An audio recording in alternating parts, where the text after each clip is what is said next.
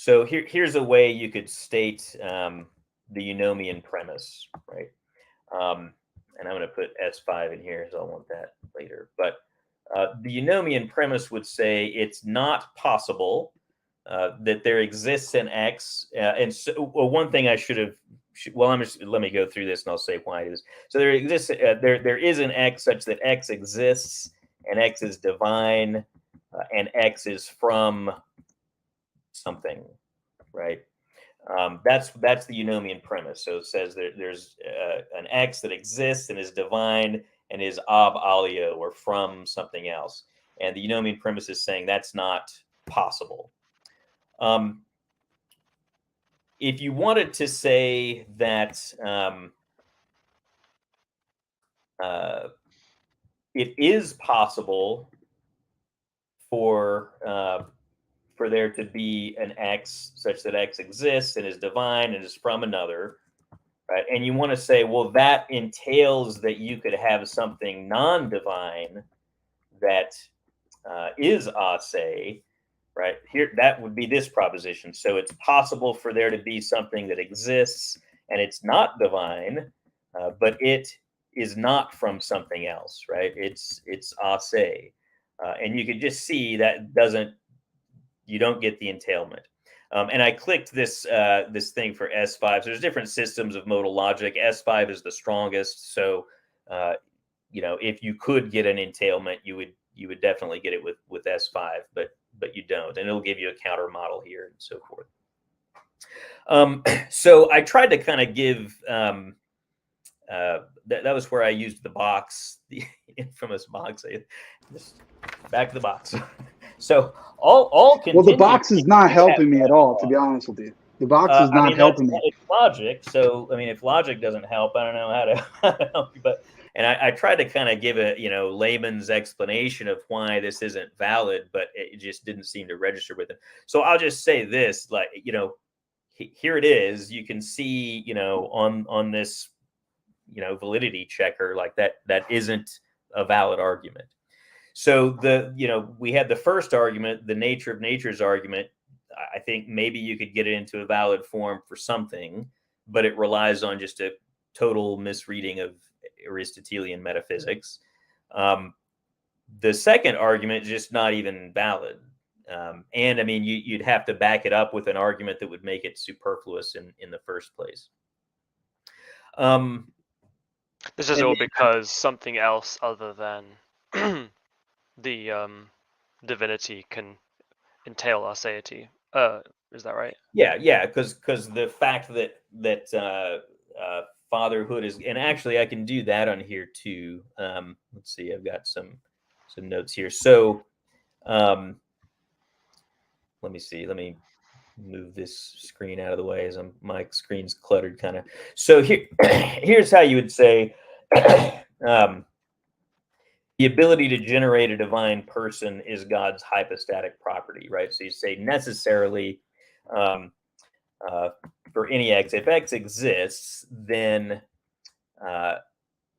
there's a Y such that Y exists and Y is divine and Y is from X, right? So X is generating a divine person if and only if X is F, X is the father, right? So in other words, it's saying in any possible world, if you're talking about something that exists in any possible world, it can generate this divine person if and only if that's the father. Only the father and only the father can generate a divine person. If we just add, if we add a few things here, so this would say that only a divine person can generate a divine person. So if X, so for any X, if there's a Y such that Y exists and is divine and is generated by X, then X exists and X is divine, right? So in other words, only an existent divine person could generate an existent divine person. And then if we assume what seems plausible, nothing can generate itself, right? And then the Father, God the Father, is necessarily existent, right? Then that just entails that necessarily the Father is a se, right? Necessarily there doesn't exist anything such that the Father is from that thing, right?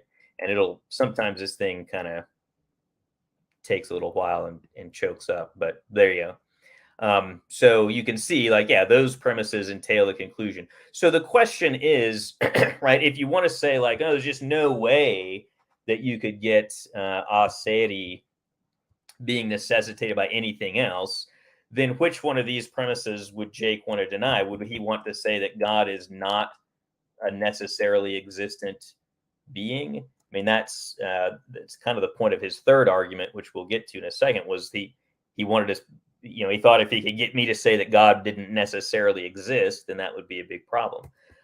Does he want to say that things can generate themselves? I mean, that, besides just seeming to be absurd, like it's a part of the cosmological argument, the contingency argument, that nothing can generate itself. So presumably he doesn't want to get rid of that. And this one, like if you said that it was possible for there to be something that is not divine and does generate a divine person, well, that would just automatically show that the Eunomian premise actually is false. So that would just wreck his view in the first place. So he shouldn't want to say that.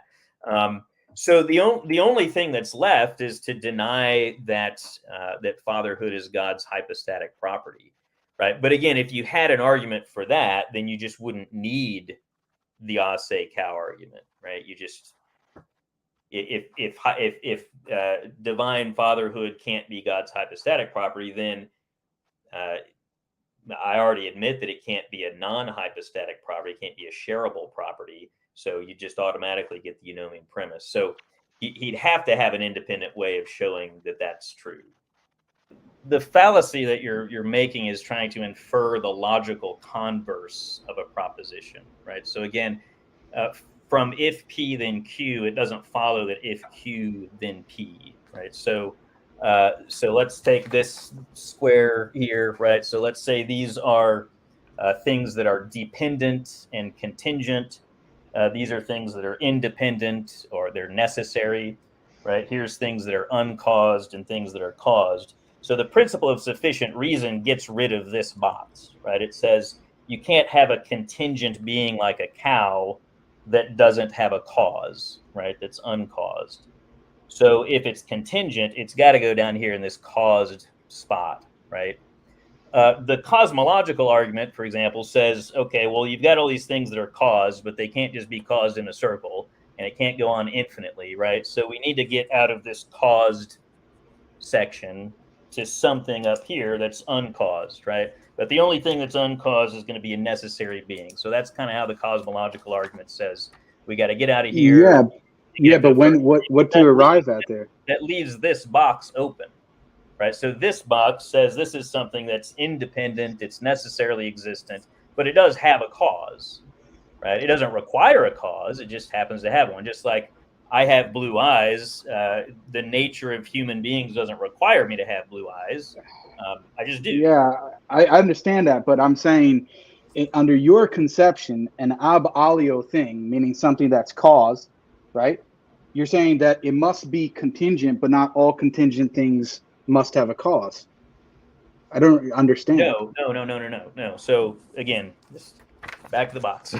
So all contingent. Well, the box is not helping me at all, to be honest with you. The box is not helping me. It's logic. So I mean, if logic doesn't help, I don't know how to help you. But no, because what you're saying, Beau, what you're saying is not making any sense. Representation of the truth table for a condition, right? Usually the way these kinds of like contingency arguments go is that people think I can just kind of see that, like, cows are the sorts of things that you can destroy. They're the sorts of things that don't have to always exist. There are times when they don't exist. There are places where they don't exist. And so it's just like the first step is to say, well, it looks like these things are contingent. And then you assume this synthetic a priori premise that if something is contingent, then it needs to have a cause of some sort. needs to be grounded or caused or explained or something. Can't be absolutely ase. And then you infer that, okay, so it has a cause, and then you can't go back infinitely far, then you've got to get to a first cause that's not caused, right? And yeah, he seemed to want to say that it works in like the opposite direction. Like you start with the idea that it's caused and then infer that it's contingent. Which number one, like, it is just logically kind of gets things backwards, but also he later contradicted himself on that point, which we can get to at the end if you want. Can you still see the video like this? Yeah. Okay. So does that have anything to do with the nature of the cow? Yeah. So you affirm that the contingency of the cow is entailed by its nature, right? Mm-hmm.